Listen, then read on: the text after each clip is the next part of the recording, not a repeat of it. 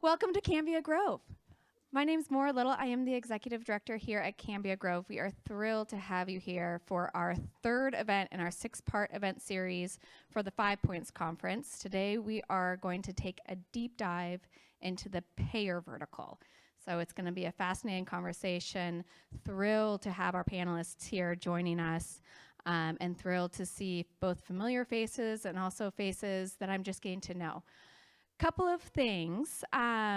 First, I'd really like to thank our what do we call them? I always want to just call you co-collaborators, co-everything. Event partners is what's on our board. We have Nancy Ginto here from the Washington Health Alliance.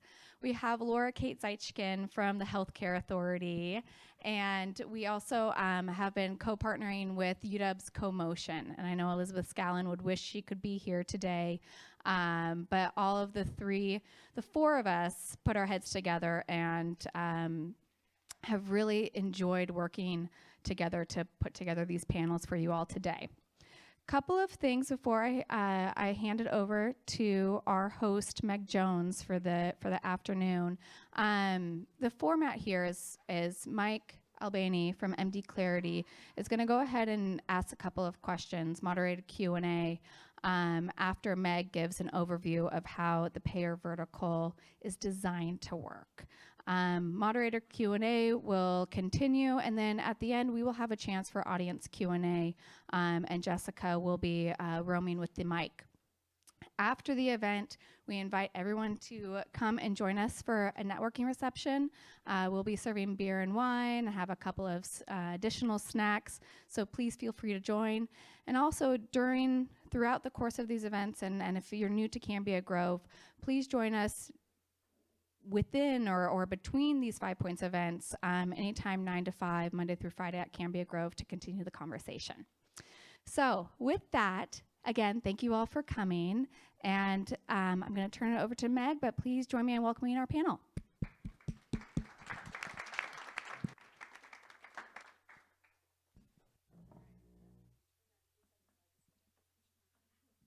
Well, welcome everybody. It's nice to be kicking things off for you.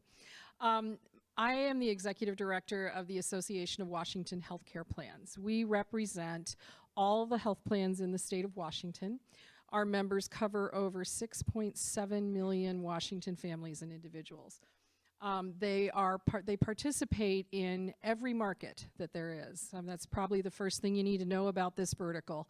That is that there are a number of marketplaces, and they all are a little bit different. There's the individual market, the group market, both small and large.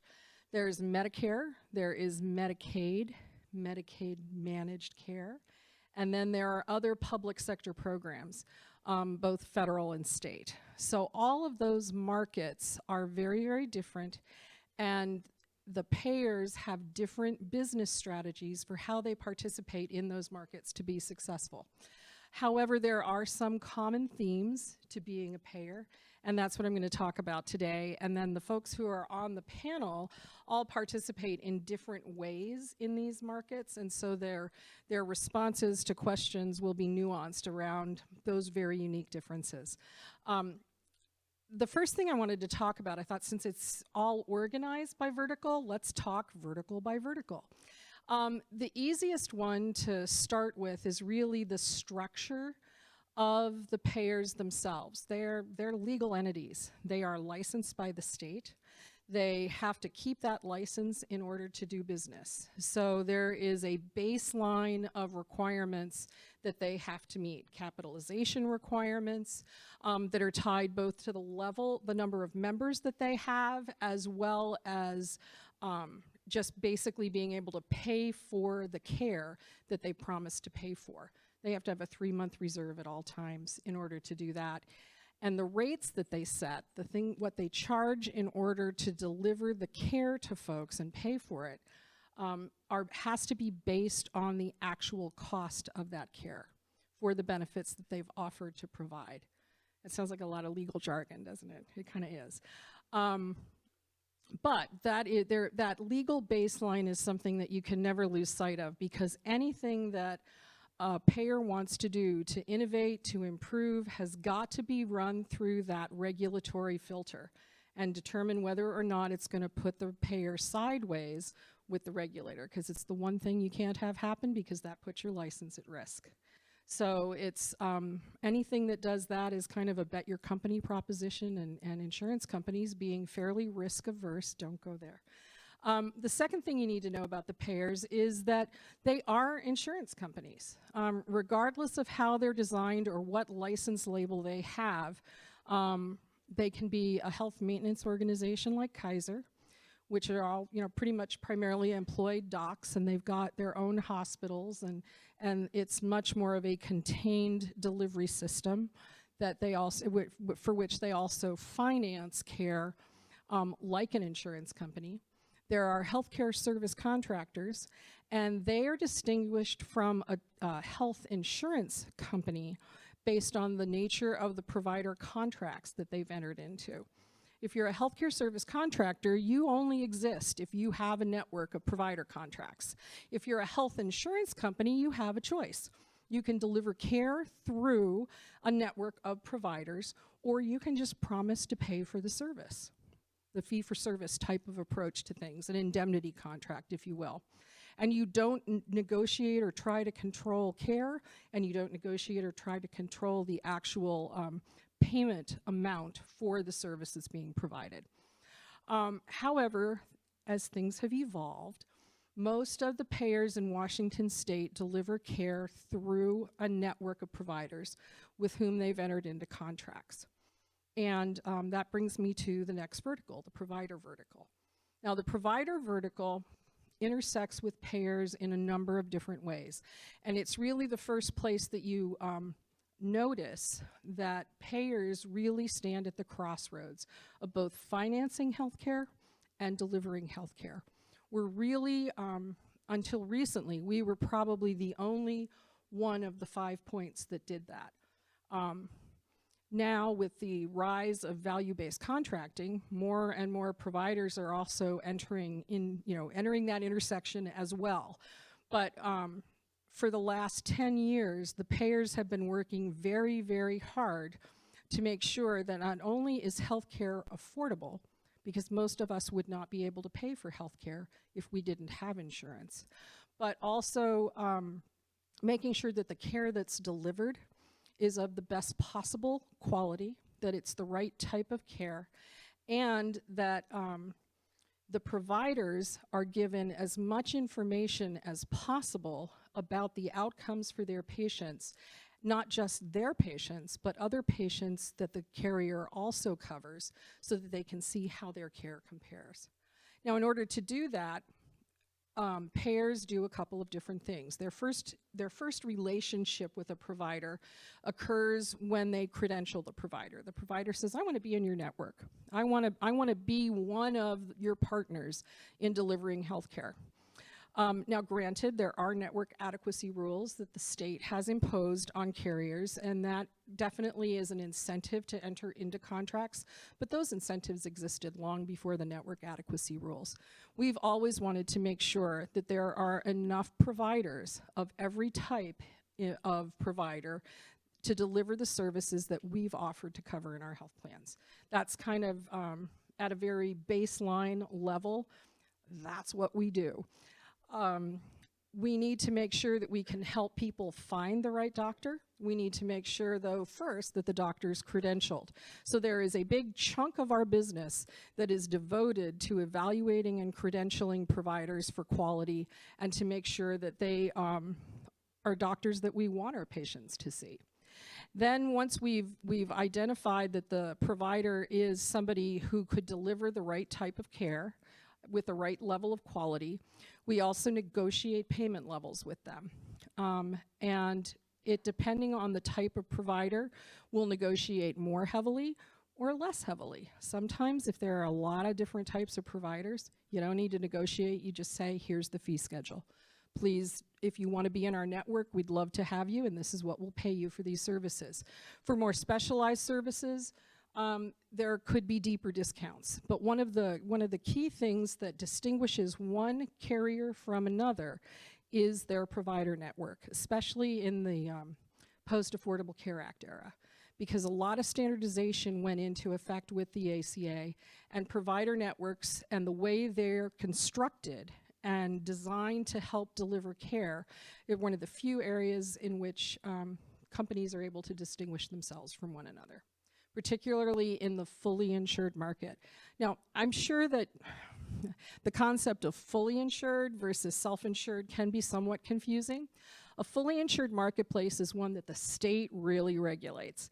The self-insured marketplace is a little bit different in that many of the standards look just like the fully insured marketplace. However, the Department of Labor is the primary regulator, not the state. And employers identify the benefits and then negotiate with a third-party administrator, which often is a health plan, to operate the plan for their employees. So they're typically they are always employer-based. They can also be associations that come together, associations of companies that come together to do the same thing. So there's the fully insured market, which is individuals, families and individuals. There's the small group market, which are companies of 50 employees or less. And there's the large group market, which is anybody above that that's employed. And regardless of whether you're in the self-insured market or the fully insured market, carriers also have to find people to help people find their products. So the distribution channels matter.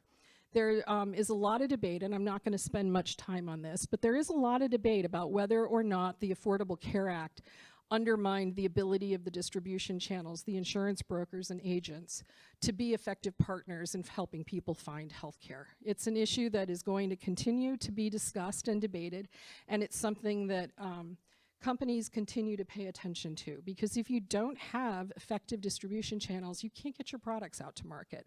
But it's one way that innovation could really help a carrier. How do we get our products to market? It's something that everybody talks about, and everybody's open to change. That's one of the key areas for change.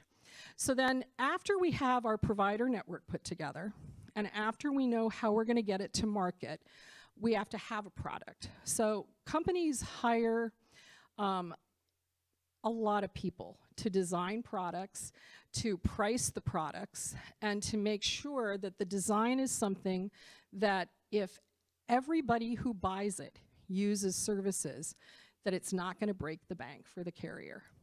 Because the whole concept of insurance, whether you're doing it under an HMO or an HCSC or a fully an insurance license, is that there's got to be a level of risk that isn't used. In other words, if it's certain that 100% of the people buying your insurance product are going to ask for benefits, you'll lose your shirt.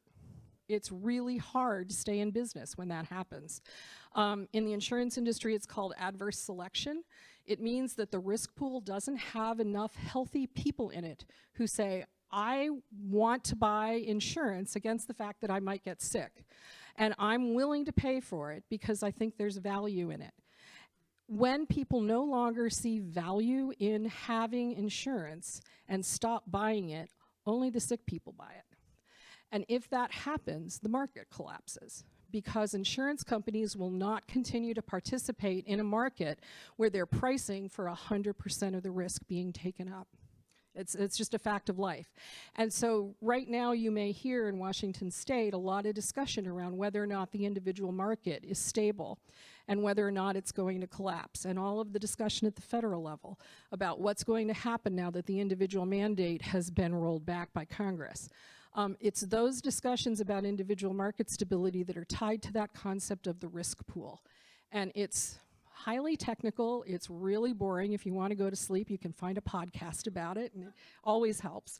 But the bottom line is that that's one thing we always have to pay attention to. And if there are a number of mandates or anything that drives prices up and the risk pool is unstable, we know that that's a deterrent, because at some point, a carrier will stop offering coverage if they know it's too expensive. You know, it's in our best interest to keep those premium rates low, because then people will buy our products. The other ways we make our products appealing to folks is by having things, a wellness component in most of our products. It's an area where there's been a lot of innovation and a lot of effort, and there are a number of different wellness programs that every carrier uses. It's another way for carriers to distinguish themselves from one another. Care management is another way to distinguish it. If a carrier is really skilled at care management, if they've got, you know, the doctors that they have on staff and the nurses that they have on staff are able to help people navigate the system and navigate their chronic and disabling conditions in a way that makes their health better, they're going to keep buying the product, and they're going to tell their employer that they like the product. And so that's what we're always striving for. People do get frustrated with their health insurance company. We know this. And it can be very frustrating to navigate a company that's trying to manage care when you feel sick. If you don't feel good and all you want is to see a doctor and to get better, you really don't want to have to go through prior authorization. You don't want to have to go through your case manager. You don't want to have to see your primary care provider before you go to the doctor that you think is the right doctor for you. However, remember that the carriers have buckets and buckets of data that they look at, and they really use the big data, and they're doing it more and more to identify what the right service is at the right time for their patients, to make sure that the care they get is affordable and that it's the right care. So we often refer to it as the triple aim, you know, the right care at the right time at the right price. And a lot of people in the industry, it's almost become a cliche because we say it so often. But it's really true. That is what we strive for, and that's what the insurance companies are hoping will happen. In a perfect world, that is what happens. But because the world's not perfect, we all have customer service departments. And we all have departments that manage appeals and independent reviews of decisions that are made by the doctors. They are a large cost driver, but one of the things to remember about insurance companies in this brave new world, particularly if they're fully insured, is that they have to spend 80% of your premium dollar on medical care. They can only spend 20% on administrative costs. So everything that they do is also going to be designed to drive those administrative costs down, because if they're not delivering care at that 80% margin, they have to pay rebates.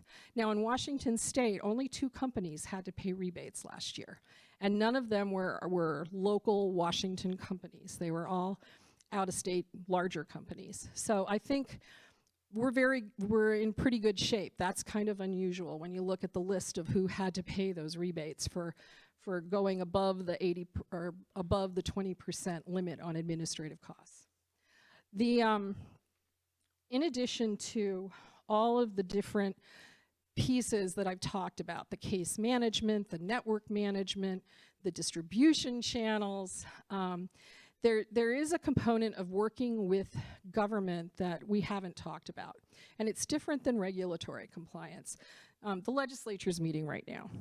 They come up with a lot of shiny new ideas, and some of those shiny new ideas are ideas that are given to them by people who have had problems with the insurance industry or with their insurance coverage. Some of them are shiny new ideas that the legislators get themselves when they talk to somebody who in their district who says, I've got a great idea, let's try this. And some of them are ideas that the insurance companies bring to them or providers bring to them. One of the things that we find, though, is when you look at through the lens of the legislature and the agencies that are in charge of leading and driving healthcare transformation in Washington, we need to do a better job of forming a partnership between providers, hospitals, carriers, and the public policy makers. We're not there yet, and it's something that we're really working on. So that's kind of a huge, very quick, drinking from a fire hose overview of the payer vertical. I am sure there's a lot I left out, and the devil's in the details, and that's what all these folks are going to be talking about today, but thank you for coming.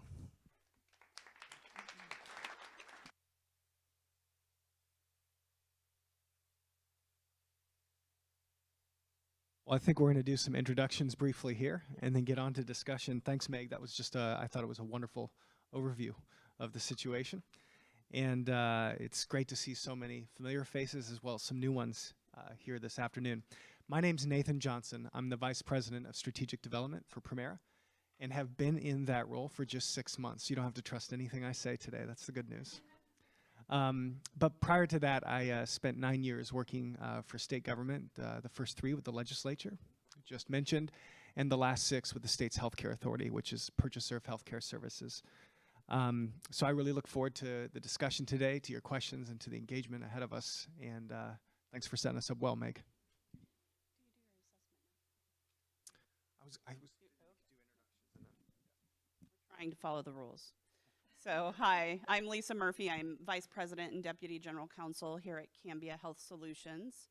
And as you might know, Cambia owns and operates 6 insurance companies, but we also have some other non-insurance companies in the healthcare space, in the, essentially the startup space. So it's something near and dear to my heart. It's also paid for my family's existence, at least over the last 10 years. I've been here for 15 years, but for the last 10 years, even though I came in as an insurance attorney, which everyone wants to be, I really started focusing on our external investments, investing in companies in the startup space that were innovating in healthcare and also helping support our own startup companies. So happy to be here. Thank you. Hi, my name's Sarah Kwiatkowski. I work in policy over at the Community Health Plan of Washington. You see my name is up there next to the Community Health Network of Washington, and I think it's a really important distinction that I'm a health plan. I work for a health plan that is actually governed by a network of providers. The providers are a delivery system of federally qualified health centers. It's a federal designation. We are the healthcare safety net in the state, so we see all comers regardless of ability to pay. So we have a very unique population that we serve, and we are a mission-driven company, and we really respond to the needs of the providers that drive, what are our products going to look like? Where are we going to be innovating? We do consider ourselves an innovator, specifically around integrating behavioral health with physical health. We've been doing that for a long time, mostly because federally qualified health centers are focused on providing whole person care, one-stop shopping, trying to solve as many problems as we can. Federally qualified health centers are anchors in their community, and so we really see our role in the state of Washington as being a healthcare company that's an anchor for the state. We're statewide. We have 20 health centers across the state that really dictate where it is that we're going in the future and really lead our mission. I think we're going to do a bit of an assessment or response, just a brief one to the introduction of the topic. I like where you started us off, which is the markets we live in are very different for Premera. We live in really 3 distinct markets: the individual, the group, and the Medicare Advantage market, plus supplemental products. And we offer a variety of fully insured and self-funded or self-insured options in that space and serve over 2 million people.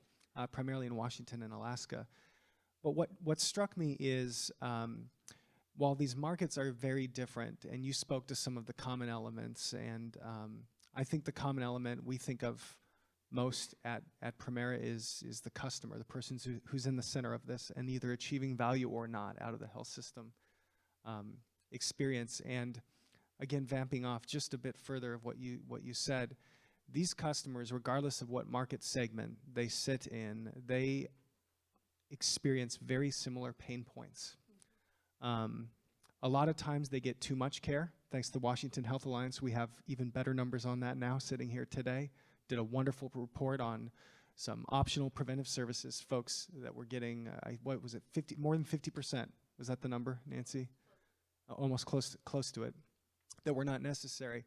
There's a lot of folks, too, in our community, those are insured and not insured, getting too little care. A very common denominator is basically everyone thinks they pay too much for health care. And oftentimes, assuming they do get access to care, they get subpar or lower quality care, either because they weren't informed or they have a bad experience. So we look at it as our mission to improve people's lives by making healthcare work better. That's an aspiration, and it's an arduous challenge. But I think all of us payers represented up here are really after that common that common element of improving how a customer experiences healthcare in whatever way we can. It wasn't really supposed to be an assessment of what Meg said, so just in case you think we're being judgy, but really a reaction, which is what Nathan did. My reaction is a little bit different. First of all, I was thinking as Meg was doing her impeccable 101 of health insurance, and if you could have written every word down, and then you go look them up and study the history, you'll become an expert. That was fantastic. But what I thought about is through the eyes of an entrepreneur, somebody with a startup that's trying to influence or change the healthcare ecosystem, the first thing that occurred to me is we keep talking about health insurance. My boss, who joined us 10 years ago from Swiss Reinsurance, kept scratching his head. He's like, this isn't insurance. This is healthcare financing. And we talk about that a lot. But just to drive the point home, when is the last time you thought about canceling your homeowner's insurance because you hadn't gotten anything out of it, right? So it just really is different. And then from the perspective of an entrepreneur, and I have worked with a lot of entrepreneurs who have come into Cambia, to our ecosystem, to change how we deliver healthcare or an aspect of it. And they get very frustrated because healthcare is complicated. And from Meg's brief overview, all the terminology and the complication, and people think, why can't a large company operate like a startup? Why can't we just be a startup? And the Harvard Business Review had a blog post on this last July, and I sent it to as many people as I could in my company. Because if you think about Uber's a startup. It's a small company. It basically goes into New York and San Francisco and violates the laws, right? It just violates the laws. What? No, it was small. This is what I'm talking about. When it was small, it went in and it broke the law, or it had to kind of be under the law and then work to change the law, which it did. But what happened to Uber recently, right? Uber got caught up in some problems because it got big enough that it had to worry, and it should have been worrying about ethics and the law in a way that it hadn't been. So, for a health insurance company to innovate, and if you're coming in with an idea, the best thing you can do is get as much information as you can about those barriers, because I think we're going to see a trail of tears from, companies like Theranos, 23andMe, thank goodness they got over their problems so I could get my results back, which it's fun. Or even Oscar, Oscar is trying to innovate in the health insurance space, and it's having a hard time. So just as you're an entrepreneur, I'm not saying give up, but just be aware of that complexity. If you've been trying for a while, you are aware of that complexity. So I'll just put a finer point in some pieces, which is just to kind of highlight the distinction around Medicaid and the Medicaid market, since that is what CHPW primarily does, and we do have Medicare products as well. It's just different because the role of the healthcare authority is different for us in terms of they pay us rates, and we have to then take those rates, and we offer mostly capitated rates to our providers. We have different payment arrangements with other types of providers. And our regulations are different. They're not just from the OIC. Actually, very little of the OIC's regulations are what we have to deal with. And so the Medicaid market is quite different from the fully insured or the commercial side market. And so I think that's something just to make sure, to your point about understanding what is it that you're getting into, is understanding what are the points of law and what are the spheres and what is the population. Because when you think about our population, it's a really risky population. We have a lot of people who've been uninsured for a long time who may have recently become insured through the ACA. And so understanding that risk. And so 2 points that you mentioned, Meg, that I think are really important for a managed care company, right? Because we are so engaged in that care management and the importance of data. We use a vendor that we have such a close relationship with. It's almost as if they're part of our company, because they are a big value add for us, because they basically use EMR data to help us do population health management as well as quality. And quality and population health management, when you are a managed care company, is so critical to be able to invest in your members so that you are making them healthier. And that's really what we see utilization management as. We don't see it as a gatekeeper function that is preventing people from getting care, but it really is, how can we invest in the health of our members? and investing in our providers. That's what that vendor helps us do. We have it's a value add for our providers that are in our network who own us. So it's this really great ecosystem that we're able to help them see their patient population and really design their model of care within their practice, and then have it supported by the payer to be incentivizing the model of care that's actually going to improve their unique patient population. So data, care management, so critical, especially in a managed care world.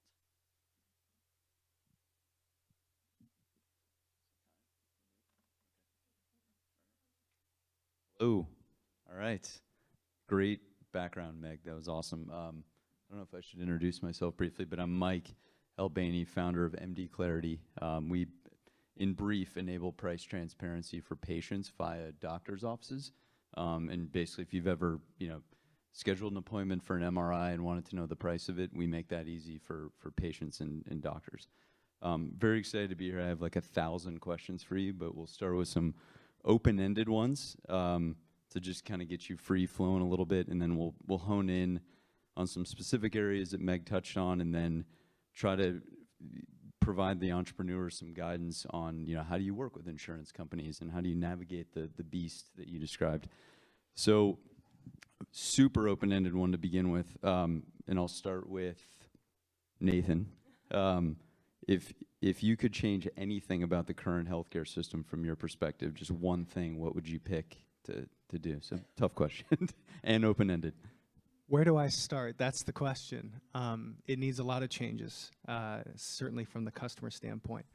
But I'm going to take the easy one off the table. Sorry, guys. I'm going to start with cost, because healthcare costs continue to outpace economic growth. They continue to eat up a greater and greater proportion of the economy and stifle innovation and competition in the market.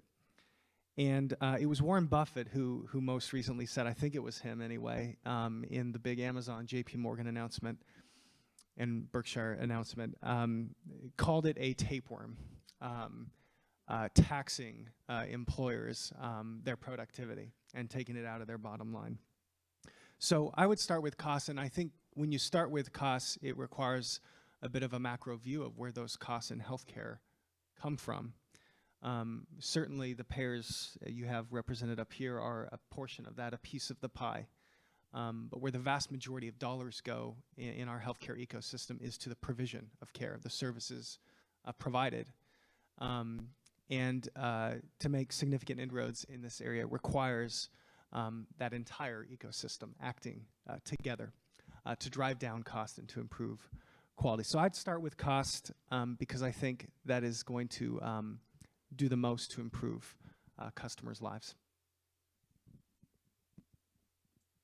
Go ahead.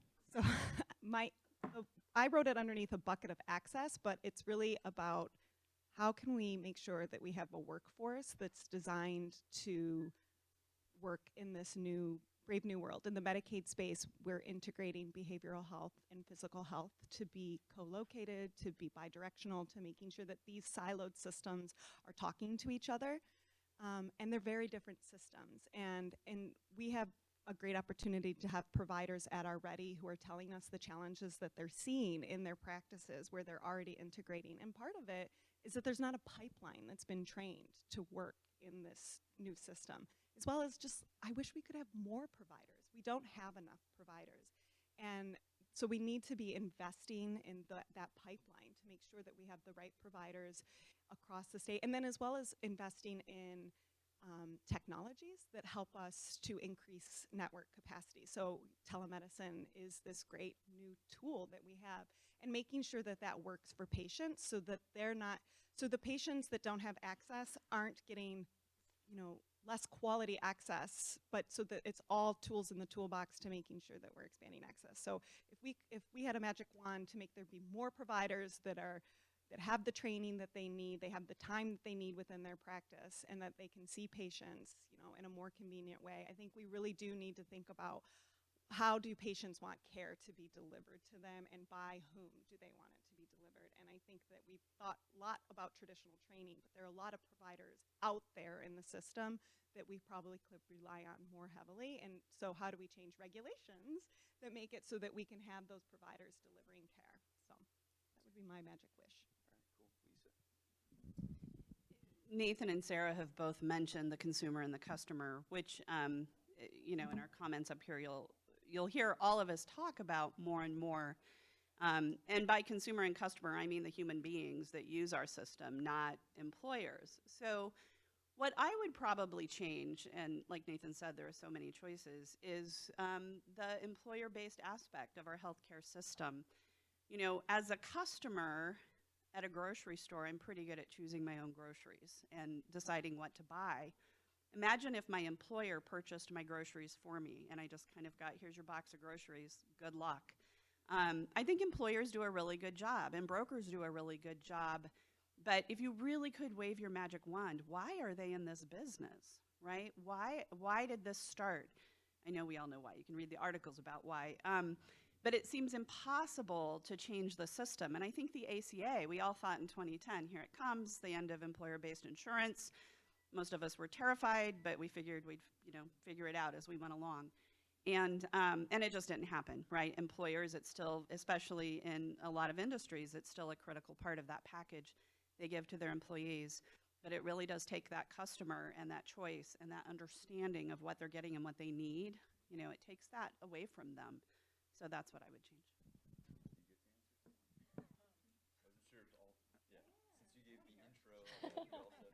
So the thing I would change would be the level of customer engagement. I think that one of the challenges that the health plans and providers alike have is that if a customer is passive about their health care and just shows up when they're sick, that the healthcare quality is not going to be as good for them and the healthcare experience isn't going to be as good for them because they're not really poised to understand everything that needs to be done and how the system is working. So we need engagement up front for them to understand the product that's being offered to them, to understand their benefits, to understand how things work in terms of the financial obligation of the health plan and their own financial obligations, so that they help us manage their care by paying attention to all of those things. Someone who just shopped for health insurance for our company, I can attest to that. There's 8,000 choices that don't make any sense. So, okay, another open-ended one, then we're going to start drilling in a bit more. So in terms of just the things that you described about changing payment models and obviously the after effects of the ACA is still hitting us, what do you feel is the most significant? 5 years is kind of an arbitrary horizon, but somewhat relevant. The most significant challenge you feel like is facing the insurance company industry in the next 5 years, whether it be the business model, the operations, what are the biggest threats, and what do you see happening? You want to start? I'll say on a state basis for Medicaid plans, actually there's a procurement going on right now. And it's relating to integration. I've mentioned this, I think I've talked 3 times. This is the 3rd time I'm going to talk about it. It is a challenge, and the biggest challenge, I think, will be for us to make sure that, yeah, I think the plans are going to be good at operationalizing it, but how do we make sure that the care that's delivered on the end is not disrupted, and how do we make sure that the members maintain that continuity and access, and that at the end of the day that the quality is improved? And so this is a big change in the way we deliver healthcare to the Medicaid population. It's the right move. We should be breaking down silos. We're going to continue to break down silos, to bring in social determinants of health work, to really make sure that we get at that 80-20 proposition about what impacts health. But it's just going to be, they're big companies, and it's going to be a big deal. And it's also a big burden on the provider system. You're going to hear me talk about that because of the way our company is designed. Providers matter so much to what it is that we do. But this is totally changing the delivery system. And so that's going to be, and how can payers make sure that we're supporting that through our payment models, through all types of functions that we provide to payers. And then I'll just mention more broadly, uncertainty. We're in uncertain times. The ACA was on a course. We all sort of gotten on the train, and we worked kinks out. I think on a state level, we are good at innovating. We are good at adapting. We had a lot of structures in place. I used to work for the insurance commissioner, so I think we did a great job. But now we have a lot of uncertainty, and I think as business folks, you understand that when you think about innovating, when you think about creating new things, when there's uncertainty out there, it just makes you pull back a little bit and say, maybe now is not the time to invest in innovation. And that can be really difficult when I think we have a culture of innovation and a culture of trying to do better and do more, especially for patients. And so that uncertainty at the federal level, I think, is just a huge challenge right now. I think for health insurers broadly, the rise of the millennial consumer is our greatest threat because they demand a lot of things that insurers don't offer today. And the overall healthcare ecosystem doesn't offer. That is combined with a level of digital disruption that's making the barrier to entry for healthcare service companies lower and lower and lower, and creating more and more viable and credible opportunities for folks to engage health in ways that do not resemble traditional insurance. I think of what I demand out of most of retail or other consumer experiences. I want transparency. I want to know what I'm buying, and I want to know its quality ahead of time. That's how I shop for things today. I want a certain level of empathy and connection with the entity I'm buying that product or service from. And I want it now. Like, I don't want to wait 3 days. I want it the next day. And we have local companies who have made entire business models on that basis. And I think health insurers have some catching up to do in that area. So that's what I'm keeping tabs on. So over the next 5 years, I think that, again, the source of funding for a lot of the ideas that are necessary to stabilize markets is going to be the biggest challenge. Right now, for example, the state is looking at the stability of the individual market, which includes the health benefit exchange and all the people that are served by purchasing through that entity. With the changes at the federal level in the structure of the Affordable Care Act so that there's no longer a mandate to purchase coverage, the individual market will inevitably face real challenges in terms of the viability of the risk pool. And solutions for it just aren't simple. There aren't good solutions. Everything is going to cost money because to stabilize the market, it means that you are subsidizing in some way or another, or equalizing the cost of providing care for high-cost claimants. Remembering that the individual market is the residual market. These are the folks that don't work for employers who offer coverage. They're folks that don't fit into the Medicaid space due to income, and they are generally probably not as engaged as consumers of healthcare as you would like. It means that when they don't have to buy coverage, typically they won't. CMS just came out with a study that said that they estimate that the number of uninsured will rise by 17 million. It's not as high as the estimate that the Congressional Budget Office came out with, which was, I think, it'll rise by 15 million. It was almost double that number. But what we do know is we're going to see a lot more uninsured. And that puts additional financial strain on the social infrastructure and the social safety net to help pay for care for these people who are uninsured, either because they voluntarily decided they didn't need their insurance or because they couldn't afford it. And it's that spiral that we need to address. And even though the residual market is 320,000 out of the, I think, 8 to 9 million people that live in Washington State, those 300,000 people really matter, and they cost a lot of money. And I think over the next 5 years, it's going to be where we need to turn a lot of time and attention. I will echo Sarah that I think one of the biggest threats is just instability. We need the government to just choose. And, I used to have a view, and now I just want them to choose anything, and keep it for 5 years so that we can actually get down to business. Now, on the upside, we're getting really good at figuring out what to do as there are changes. If you were in health insurance companies in 2010 and the ACA was passed, I mean, you had huge teams implementing, et cetera. Now it's like, who's doing that? Because it's over there and we've gotten used to doing it and just, get it done. So I'm not saying it's easy, but we get better at it. So that is the upside, that we're able to kind of get through those changes quickly. With Nathan's point about reaching the millennials and what the millennials want, I think our threat is antiquated laws, right? We had, some great laws passed that protect, our members' privacy.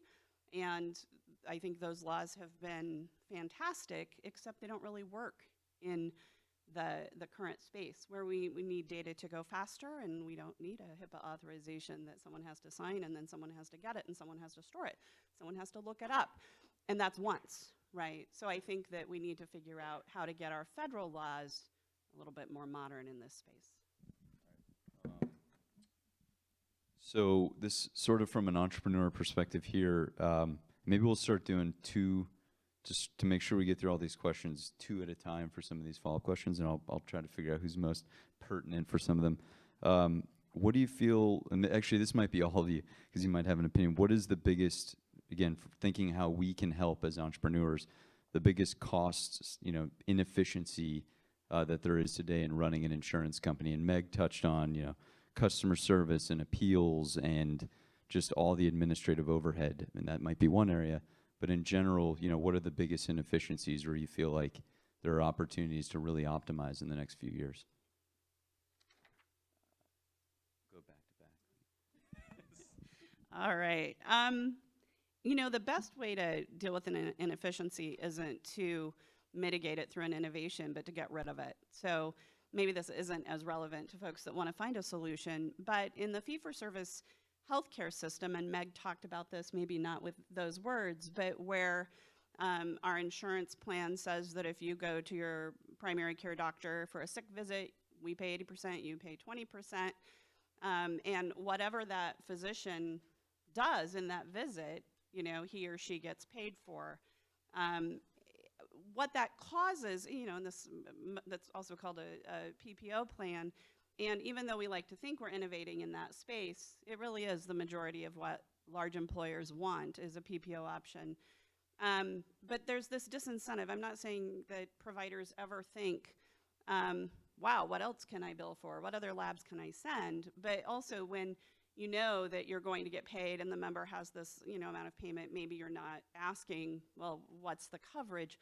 But then the inefficiency that creates is back at the payer, because the payer then has to put systems in place that are dissatisfiers to the customer, frankly. Meg talked about these of pre-authorization. Why are you checking on whether my doctor says I need it? I mean, how many of you have had a pre-authorization? If your doctor says you need it, you want it because it seems like you ought to have it because the doctor said so and they wear the white coat.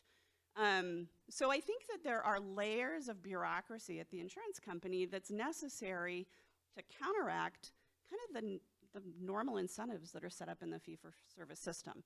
Now, as Meg said, we are moving toward value-based care, and I won't answer your question on that one right yet.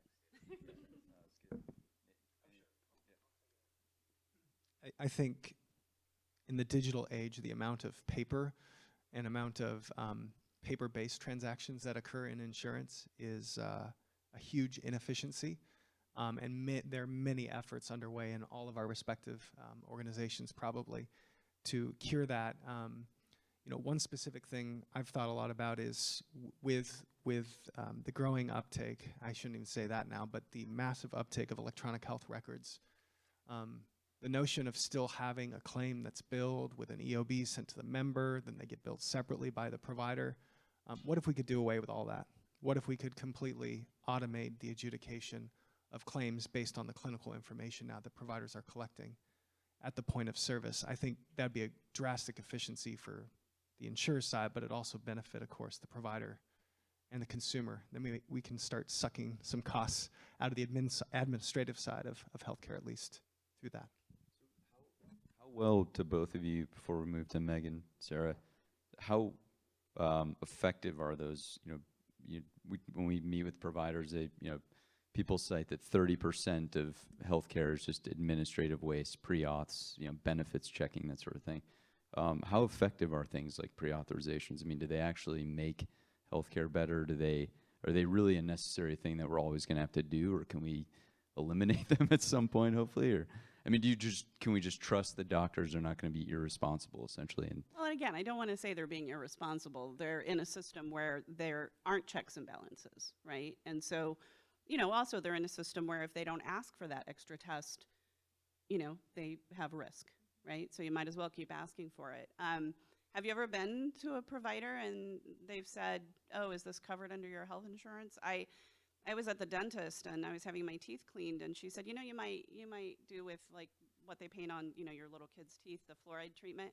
And she's like, oh, and I'm thinking, sure, I'll pay for it. And she's like, it may not be covered. And she looked it up and she's like, oh, it's not covered. Don't worry about it. I'm like, well, you thought it was important until it wasn't covered, and it's $65, and that's what, 12 lattes? So anyhow, right? So it does change what they do. But on the pre-auth, I mean, I think that Cambia's insurance companies and other insurance companies, as well as other, WISMA, other organizations in the state, have been working to rationalize it, because it's hard for providers, it's hard for members, it could be a paper system, which is crazy. And I do think that we have improved that so that we're automating pre-auths, where it's a pre-auth, you do a lot, but they're almost always approved, right? So why have 5 staff people reviewing them all the time? So we're trying to get rational around it. Okay, I'm going to jump to the next question and start with Megan. Sarah, that's okay. So in terms of all the emerging payment models that we hear about, the new, per member per month plans and bundles and all these different models that are out there that are being experimented with, which ones do you feel like have the most traction or promise for the future, that you think they're truly going to cut in to the cost of care? Because as you were describing, I mean, you have the ultimate optimization problem as an insurance company. I mean, there's like so many variables that you need to tweak to make sure you can actually run the business and provide costs. I mean, it's incredible to think about. So yeah, which ones have you seen of all those models emerging and being tested that you think are promising and you'll invest more in? Well, so in my role as the executive director for the Association of Washington Healthcare Plans, I've kind of got the eagle view of all of this. And what I see is a continuum that is based on the level of sophistication of the partnership. Health plans are more than willing to partner with health systems, with provider groups, and even with individual providers to share risk, which is pretty much the biggest, most sophisticated, most complex approach to the new models of delivering care. Because what that means is that the provider agrees that they will limit their compensation based on, or maximize it, based on the quality of the care that they deliver and the outcomes of the patients that they're taking care of.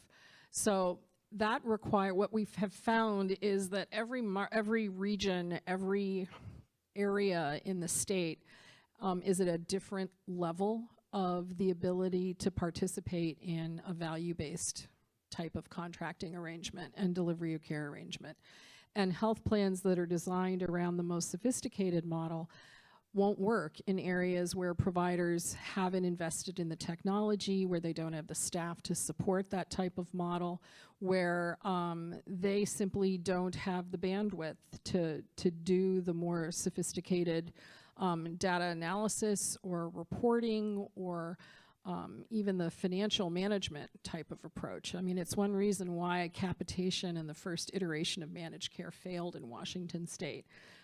Providers who jumped on board and were being paid capitated rates didn't know how to manage their population, and so it failed. So every provider is in a different space, and carriers are evaluating that. I think I'll just add, we're in the Medicaid managed care space, and so we're already paying capitated rates to our primary care providers. We have risk arrangements with other types of providers. So the Medicaid space, and I think the HCA purchasing space, is a really interesting place to look to see how value-based payment is working and how we're driving value in those spaces. When you have such a big payer, you can really design some interesting things. I'm giving Nathan a lot of credit without giving him any credit. He designed a big thing that we're all taking on. We're driving in the Medicaid space towards value. I also think when you think about the different models, you have to ask yourself, well, what problem am I trying to solve? Because different models are going to solve different problems. Some models are population specific, and so you're going to want a range of different bundles that are going to be specific to those populations.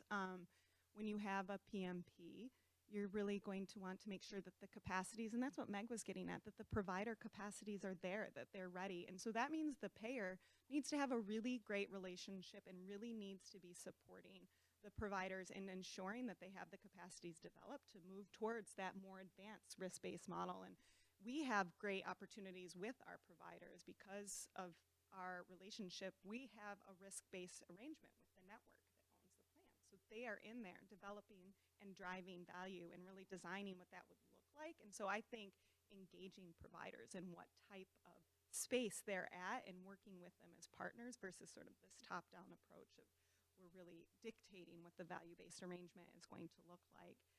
And then, you know, finally, I think just tailoring it to the population and solving that problem is really, so, you know, don't foreclose the options. Really try to keep it open because all of those options are relevant to specific types of problems.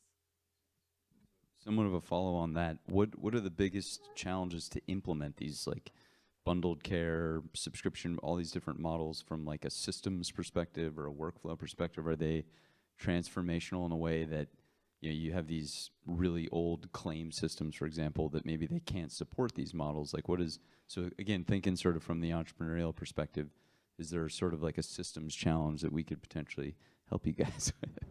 It's kinda, you know, we can start with Lisa. No, I want to hear what Sarah has to say. Okay. All right. I think, yeah, we talked a lot at the beginning about data and care management, and I think, but I just want to reflect back on, so the payer needs a good system, but the providers need a good system, and those systems need to be able to talk to each other, and it shouldn't be too costly for the provider to implement, and it shouldn't be changing every couple of years. And so how are we building sort of a system that really works together? And so there are a lot of challenges right now, and there are a lot of things out there that are doing or have the possibility to do great things, but how do we make sure that there's some seamlessness in that system? And, you know, so data and then just remembering from the provider perspective when we're pushing risk onto them, because that's part of a big part of what we're doing when we're moving to value and trying to find quality, is that they're doing their job in that visit. And so how can we create systems and processes that let them be providers and deliver the care and listen to the patient and not be in the EHR, but be talking to the patient? I have a pediatrician who actually has a scribe. It's so awesome. So there is like this amount of technology in the room that is not even interfering whatsoever with that face-to-face visit, and she's able to just really engage with my child, engage with me. And so thinking about that patient experience and what are the technologies that we can do to implement that, a better patient experience, while at the same time we're driving quality and we're driving lower costs through having all these systems.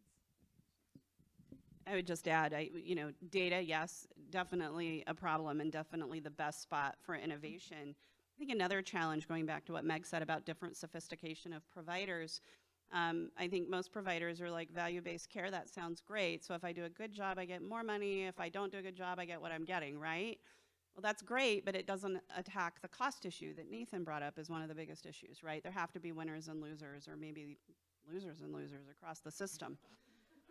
Nobody likes to say it, but it is true. And then the other thing is, you know, a value-based care system is usually a narrow network, which is needed and common, but it's not what the customers want. They want to choose their own doctors. So I think that's a hard aspect as well.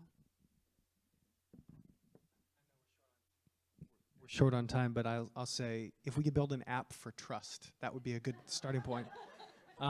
Because I think I'm anxious to see value-based purchasing move beyond the paper and into the relationship, because I think so much of the dysfunction consumers experience is actually a result of some dysfunctional or very old, frankly, payer-provider relationships that have kind of grown up over time. So let's build an app for trust and go from So there. along those lines, from third-party entrepreneur developer perspective, what's that? Oh, 0 minutes remaining. That's. Can we ask one? This is important for all the people out there that want to innovate, I guess. So one of the challenges as an entrepreneur, we have lots of great ideas, but no access to the data, right? So if we have a provider that wants to, we have a good idea, we approach a healthcare system, Swedish, let's just use an example, and we need data on their entire population to build some predictive algorithm or solve some kind of problem for them, but only the payer has all that data. How do we enable better handshakes so people with good ideas with apps and platforms can come to the table and get access to the data more easily? And what are the ramifications for that? And will that ever happen? I guess, because it would be nice. On trust, just taking it to the next level. What I can just speak to what we're trying to do at Premera, where we've just relaunched our innovation program. A huge piece of that is relating to external entrepreneurs who want to find new and innovative solutions in service of our interests, but as well providers. So the first step, I think, is building those types of relationships with folks within the payer organization who oftentimes do have access or know how to get it to the data that's so important. But I would also say, and I even asked my own team what would they offer to this type of question if it were raised. I think thinking of, on the solution side, thinking of those point-to-point solutions, those that embed very well with existing platforms. So learning what platforms both providers and payers are already using, I think speeds the process significantly when you start getting into the development phase. It's what I might offer. Julie's going to hold up -2 next, but I will just say that you come at it from your question from, we want to do this for the providers, so how do we get this from the payers? Well, no, all the payers. But what about the customer? Why isn't it not the consumer's record? And let's come at it from there. And this is where we really need to change some of those antiquated laws to figure out for a way for a third party to be able to get and aggregate for the customer all of the records across the ecosystem. I left that out of my question, but yeah, even a simple thing like a better representation of my visit history that my insurance company has that I want to reference. Like, I don't want to wait on the insurance company to come up with something. Maybe somebody else has a good idea. Anyway, I hope you guys have more questions. Wanted to get more questions about how entrepreneurs can help. We started to touch on that, so hopefully other people have good follow-ups. But thank you guys. This is awesome. We could go for another couple hours probably. But, yeah.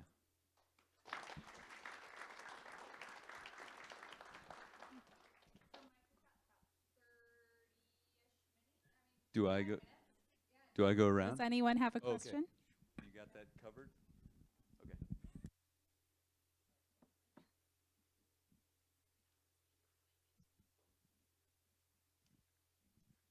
Okay, you mentioned that cost, it's a big issue, and you kind of all agreed. It's my understanding that the payers have a role in the ecosystem to negotiate costs with the providers. I've seen data, considerable amount of data, that Medicare has much lower prices than what commercial plans offer for the same procedures and things like that. Is the payer responsible for that wide difference?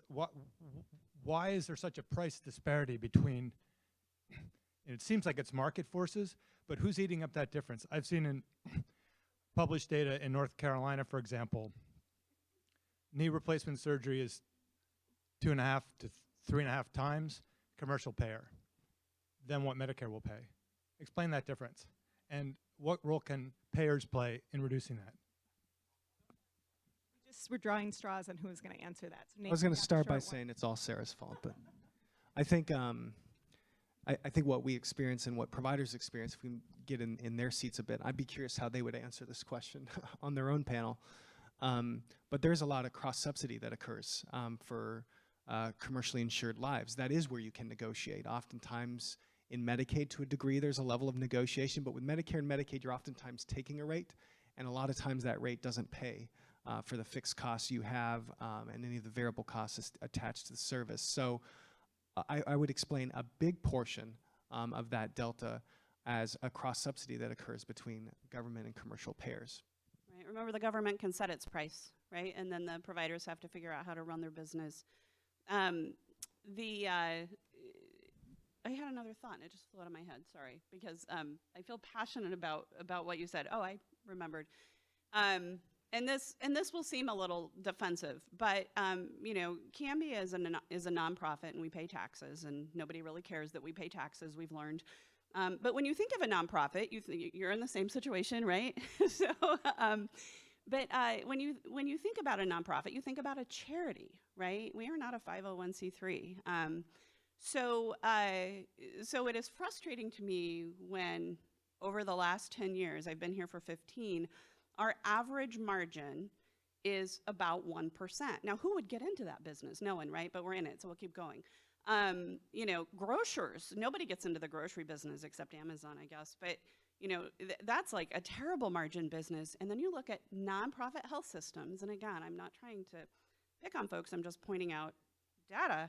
Even in like 10 years ago, you know, they had 6% margin, and if it goes below that, they get frustrated, and I get it, but they're also nonprofit. And so I think some of it also comes from that expectation. Now we can start unraveling it and pulling any thread you want about how much it costs to go to med school, right? And how much you need to be able to cover those costs. And people go into medicine because you earn money. Why do more people, you know, with higher grades go into medicine and not teaching? Is it because medicine is so fulfilling? No, you know, our cost structure around that drives that. There are so many problems around it, but it probably does go back to ultimately the cross-subsidy. But also, can I ask a follow-up, even though I'm not in the audience? Okay. Meg brought up a really important concept about I guess you call it the medical loss ratio, the 80-20 rule.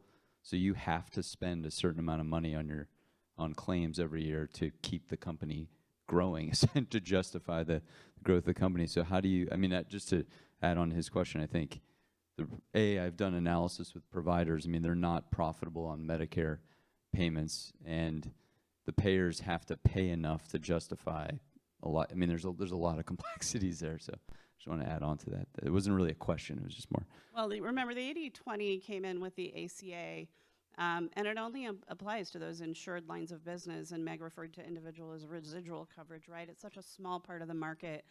That doesn't mean on the other lines of business that we're spending 40% on admin. It's really important to keep admin as low as possible.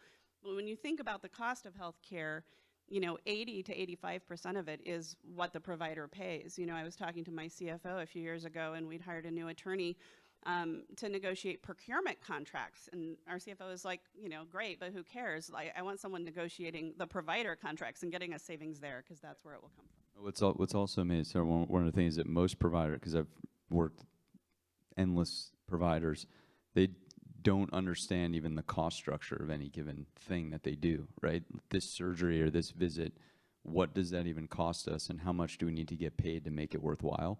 So that's another fundamental broken problem, is that the prices that are negotiated are not arbitrary, but nobody even really knows the cost of what they're paying for. So anyway. Well, the pricing is set in part based on volume. So if it's a service that is delivered often, the pricing is going to be different than if it's a highly specialized service. So that's one thing to pay attention to. The second is whether the provider that is providing the service, whether their scope of practice encourages maintenance level types of situations where they try to talk their patients into coming back over and over and over again, and that's how they make their margins, versus delivering the care, boom, it's done, they get paid, and they can see value and see their income be reasonable based on that. So and those are the market forces that I think the questioner was referring to as well. Carriers are able to negotiate prices. The more market share a carrier has, the better they're able to negotiate best-in-class pricing where negotiation is appropriate, because they can guarantee the provider more patients. More patients, more money. It's a pretty simple algorithm. But the other piece of this that none of us have touched on is the cost of prescription drug coverage, which today is probably the biggest driver of medical cost trends or healthcare cost trends that we see. And that's something that we haven't been able to get a handle on. One thing I just want to add is that part of the problem that leads to this discrepancy in pricing is, of course, lack of transparency. We don't know really much about why things are priced the way that they are. We can surmise some things, but we are investing in the state to build up an all-payer claims database, which is going to help us learn a little bit more. It's not going to tell us everything because there are so many pieces in the process of what a consumer actually ends up paying and what a provider is the negotiated rate that a provider is actually being paid from the health plan. But just to know that that lack of transparency, that lack of data makes it really difficult to say, well, what should the market bear in terms of that? So as we're driving towards transparency, I think hopefully we'll be able to get a better sense of why are things being charged? Why is there such a disproportionate charge someplace compared to another? And I mean, I'm in the Medicaid space, so we pay the least of everyone. And so, you know, it is very difficult for us to get, it's part of the problem with getting providers and networks is how do you make sure, and it's part of quality and all of those types of things, how are you getting, so if we could get a handle better on that cost piece, it would be very helpful to building robust networks and making sure that there's sufficient access. Okay, I think I'll stay seated so I don't block the view. And I think cost here is going to be a winning topic because the provider panel talked about it last time and today. So my question is still related on cost. I think the other day I read an article on Reuters based on a recent analysis research that in 2018 there's going to be 5.5% growth in healthcare cost spend.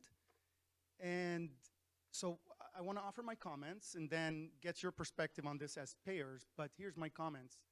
As I was reading through the article, then I learned that 6.7% growth specifically on prescription drugs, as you just mentioned, Meg. So one of my pet peeves here are that how is this spend cost, additional spend cost, going to be balanced across maybe all the 5 Ps because the healthcare delivery model has a lot of verticals, and specifically, you know, is it going to be balanced between, for example, the technology, the tool, the data that we're gathering? Because in my mind, if we think that we're just throwing money at how prescription drugs are given at the time, the consultation between the physician and the patient, or compliance or tracking how patients are taking their drugs, right? Or do we keep throwing money at it? Or do we put more money on the tools? Telemedicine was mentioned, Sarah, right? Remote care, you know, AI, artificial intelligence, digital health, consumerization of healthcare. So again, what is your, from a payer perspective, how do you think that money should be balanced across all the different verticals to help reduce the cost? Realizing, also recognizing there's a population growth. That's why the additional spend. But just how do you see that being balanced? Is that an overloaded question? I'm trying to think where to start. I think the unfortunate reality is, you know, those increased costs are going to be borne by the customer, by the premium payer, whether that's the employer or the individual that's being asked to pay more and more and more a portion of their healthcare expenditure. I don't see that trend slowing down anytime soon. I think that is a segue, though, to kind of what the intervention is. Then how do we empower consumers now that they're going to start becoming more and more real consumers as they pay more and more of the bill? How do we empower them to engage the broader health ecosystem? What I would caution, though, is getting so exclusive in our designs on the consumerism plays, although I think they are a huge part of the puzzle, so don't let me diminish them. I think, as I was mentioning earlier, a huge part of the consumer experience is actually, it starts with the payer and provider interaction and smoothing out some of the tremendous friction that exists there.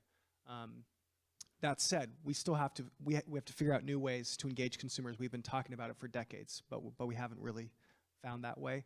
I think the market forces are going to force us to. And I think with technology enablement and the way digital disruption is taking hold in healthcare, I think consumers are going to stand a fighting chance in the future. One other thing on prescription drugs, though, what we're talking about is life-saving, life-redeeming therapies. The new ones, the CAR T therapies, going to run hundreds and hundreds of thousands of dollars. That'll be expense borne by Medicaid, by Medicare, by commercial payers, be they insured or self-funded. So there's going to be broader societal questions I think we have to ask, more than just what can be resolved between payer and provider negotiations or around a table like this. That's my best attempt. I may not have hit it, but that's my best.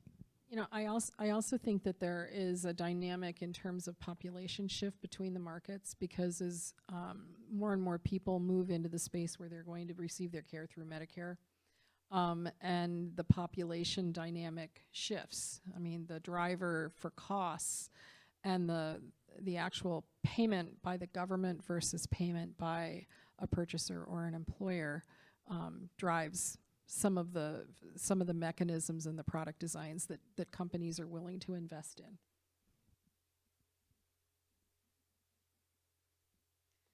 I just wanted to offer a perspective and then ask a question of the panelists. So we've focused a lot on cost, and I think that's an important driver. But I would posit that equally important are the quality aspects and patient experience in their care.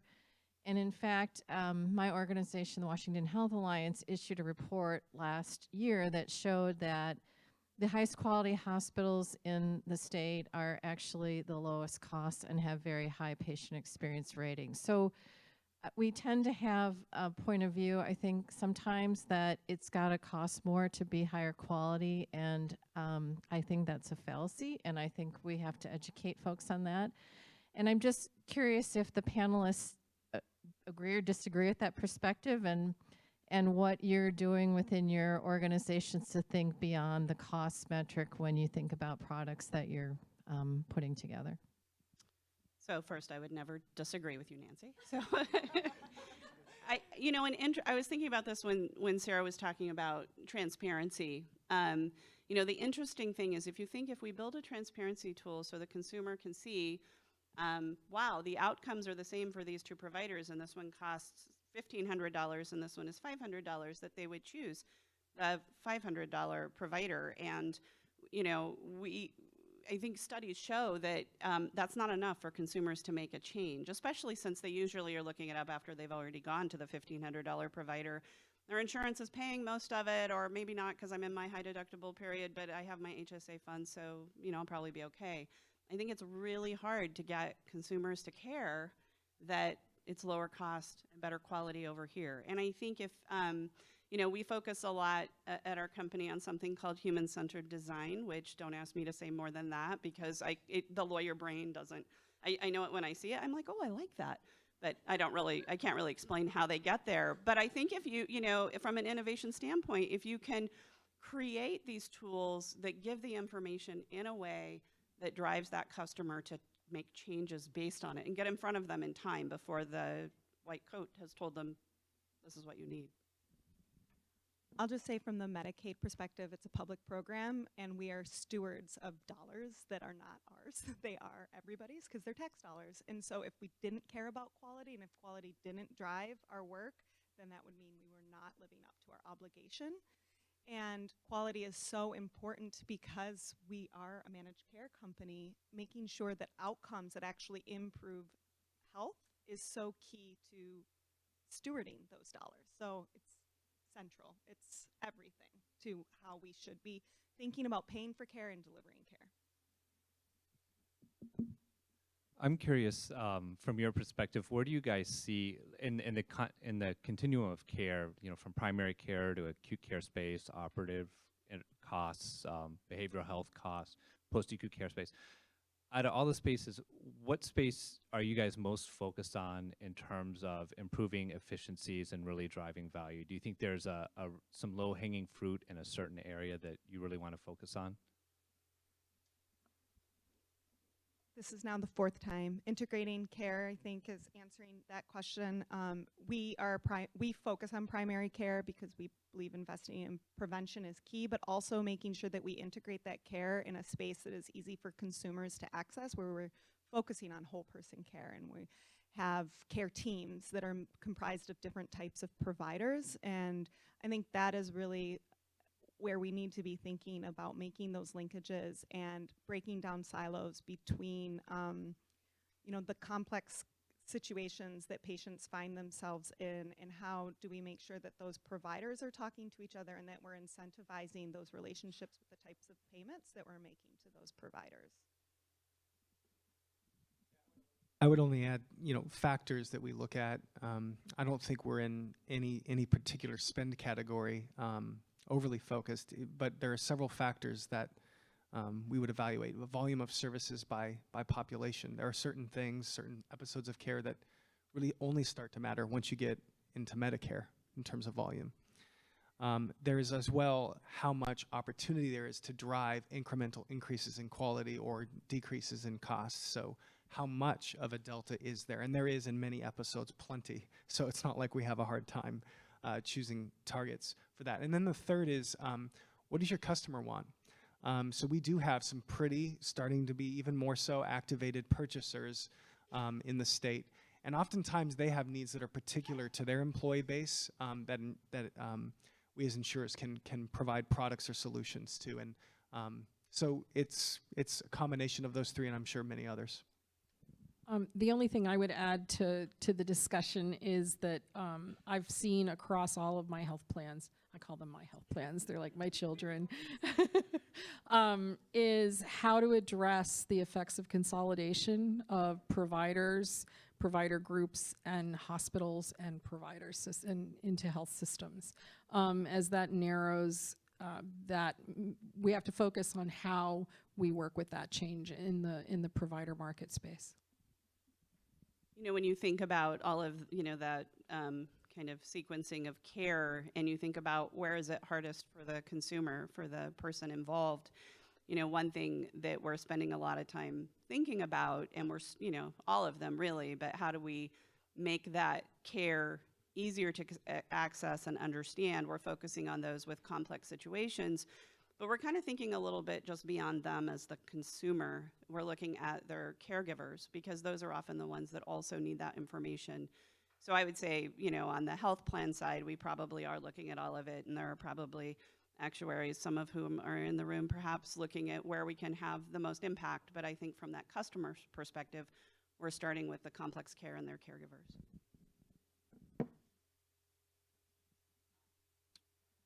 My question. Can you hear me okay? With the advent of diabetes taking over, heart disease as a primary chronic disease in the nation, how are health plans addressing that to reduce risk factors for our population that, unfortunately, I think it's almost like 90 million that are pre-diabetic right now? How are health plans partnering to address preventative medicine, and partnering with either providers and employers to reduce risk factors and improve care of patients? Because I think preventative medicine, right, is best medicine.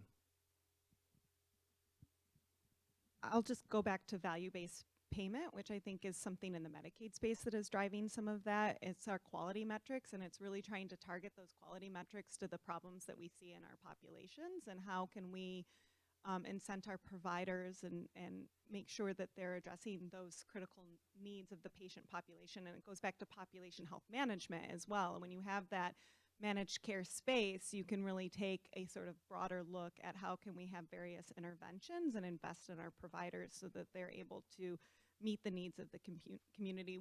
We have a really high risk population, and so those types of chronic conditions are really critical. And we also want to be flexible enough that that the unique needs of the different regions are represented in the type of alternative payment models that we have. And so I would say it really, for us, the payment models kind of, and the value of that really sort of drive trying to address those issues. Diabetes is just a hard nut to crack because, you can have interventions and you can have tools and apps and educational pieces, but until somebody understands that they actually have to start making those changes. And those are hard changes. I mean, you know, I'm not really supposed to have carbs, and we have it on our table every night for our 3 sons, and of course I'm going to grab a piece of bread. So, you know, I think from an innovative standpoint, if somebody could create an app or a tool that was sticky and actually help someone, you know, I don't know if it's gamification, because I think that wears off after a while, unless apparently Candy Crush for some people. But I think that you have to figure out a way to get the patient to care enough to make the change. I don't think anyone solved the problem. We have time for 2 more questions.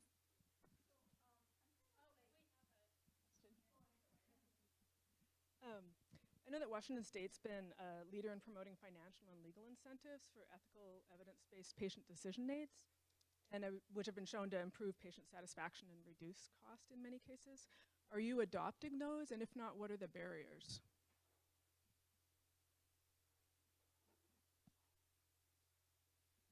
So the Washington is a leader among the pack here. The first state to certify patient decision aids, helped along by some legislation that also protects providers who use those decision aids that have been certified.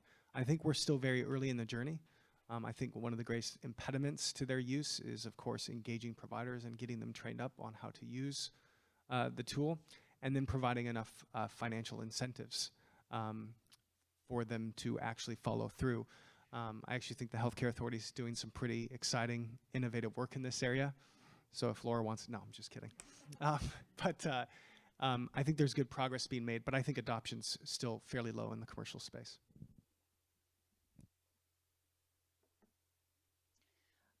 One thing that I haven't heard a lot, I've been going to a lot of these, and I've been hearing all of the different problems with the ecosystem from different perspectives. Cost has been a huge theme of tonight, and you know, from a customer standpoint, we hear about waste, fraud, and waste, fraud, and abuse, inefficiencies, that type of thing. We've talked a lot about inefficiencies. We've talked a lot about reducing those administrative costs.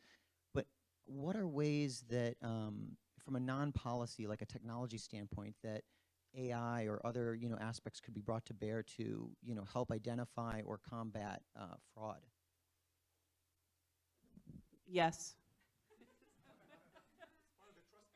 It's part of the trust app. Yeah, absolutely. And I think companies are getting better at it. I mean, even years ago, you had companies who would take your data and kind of identify fraudulent, potentially fraudulent practices. I do think with augmented intelligence, we can probably go faster, and I'm guessing there are people out there who have some fantastic tools. And I wish the head of our, our fraud unit was here, because he always tells the best stories. He'd probably have great examples.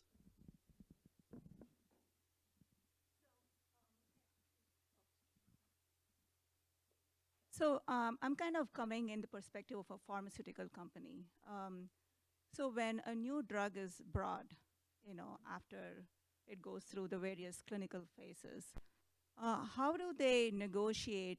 Because they do have a price set, right? So how do they negotiate with the payers in terms of setting the price so that they get a profit margin as well as the payers get some money out of it? So how does the negotiation happen, and when do they start communicating with the payers? So there's the drug manufacturer sets the baseline price, and then there are 3 different primary distribution channels where the drug is effectively repriced, and that's through negotiation with the manufacturer. Most of the payers use pharmacy benefit managers who do that negotiation for them. There are also situations where providers actually are direct purchasers from the manufacturer, and to the extent that they're able to, they negotiate prices as well. Some payers are able to negotiate directly with the manufacturer for drugs, but that's becoming less and less frequent. We're really more the kind of the recipient, along with the patient, of pricing changes in drugs. And then the pharmacies also will be direct purchasers of drugs from the manufacturer. So you've got 3 different streams of negotiations going on, and depending on how you access the drug that's actually finally dispensed, that stream is what sets and determines the price.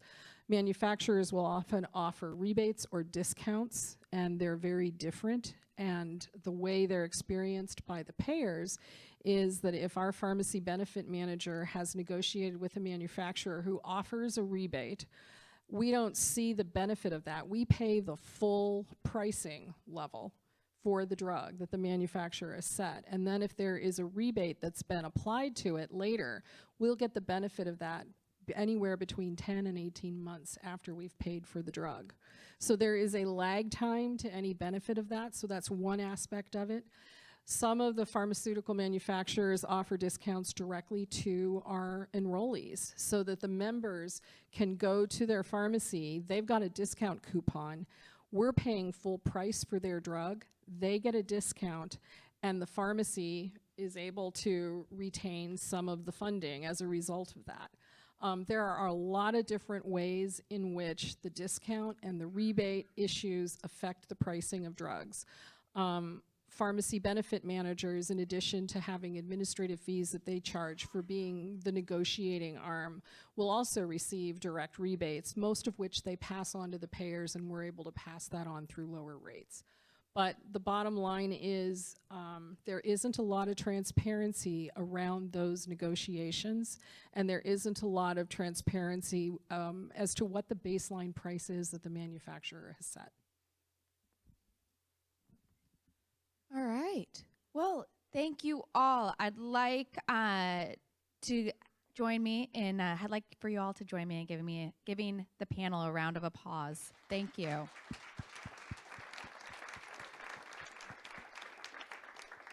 Now, please welcome. I'm sorry, Jessica gave me the mic and I wasn't ready to speak. But please join me in reception and further networking, and make sure to check out the rest of our 5 Points conference series. The next one coming up is on March 1st, and it'll be a deep dive with the patient. All right, thank you all.